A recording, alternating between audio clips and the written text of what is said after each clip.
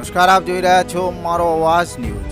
વડનગર માતોર બજારથી અમતોલ દરવાજા સુધી ગટર લાઈન ઉભરાતા લોકો ત્રાહિમામ પોકારી ઉઠ્યા। વડનગરમાં વારંવાર ગટર ઉભરાવાના બનાવો બનતા હોય છે, છતાં પણ કોઈ ધ્યાન આપવામાં આવતું નથી। મળતી માહિતી પ્રમાણે કોન્ટ્રાક્ટરને આ કોન્ટ્રાક્ટ આપવામાં આવેલો છે, તો કોન્ટ્રાક્ટર સમયાંતરે સાફ સફાઈનું ધ્યાન રાખતો નથી અને ઘોર બેદરકારી દેખાઈ આવે છે।